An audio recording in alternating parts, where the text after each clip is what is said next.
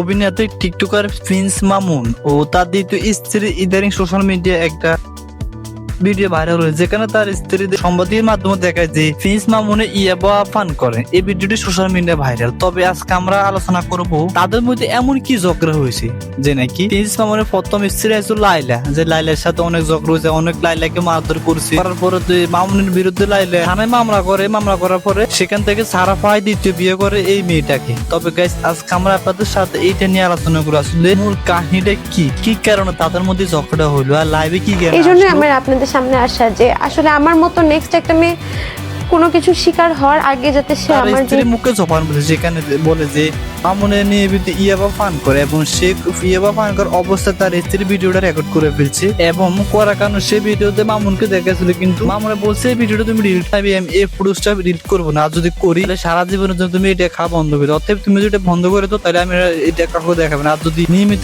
আবার এটা পান করো তাহলে আমি এই ভিডিওটা রাখবো এবং সোশ্যাল মিডিয়ায় দেখাবো। এটা নিয়ে তাদের মধ্যে অনেক ঝগড়া হয়ে, ঝগড়া হওয়ার পরে মামুন এক কথা বলতে তার স্ত্রীকে মারধর করার পরে সে লাইভে এসে সবার কাছে সেটা প্রকাশ করে দেয় এবং সে এটা ছাড়া আরো নানা ধরনের আলোচনা করে যে তার স্ত্রী বলে মামুন তার থেকে 30 লাখ টাকা তার থেকে আদায় করছে বিয়ের পর পর্যন্ত। এবং এইটা নিয়ে লাইলাকে লাইভে এসে বলেছে এখন তাকে লাইলা স্বীকৃতি দেয় এবং লাইলা তাকে লাইলার কারণে সে লাইভে এসে এসব গুলো করে। তবে আসলে বিস্তারিতটা এই জায়গায় যে একটা পুরুষ যখন মাদক আসক্ত তখন কোন স্ত্রী এটা কখনো মানবে না, এই কারণে তাদের মধ্যে এই ঝগড়াটা। তবে গাইস আসলে এখানে আপনাদের মতামত কি, দোষ কার মামুনের? এই বিষয়টা আপনাদের কমেন্ট বক্সে এটা কষ্ট করে একটু জানাবেন। আর ভিডিওটি যদি ভালো লাগে তাহলে অবশ্যই চ্যানেলটাকে সাবস্ক্রাইব করে পাশে থাকবেন, কারণ আমাদের এই চ্যানেল প্রতিনিয়ত আমরা এই ধরনের কিছু নিউজ তৈরি করি।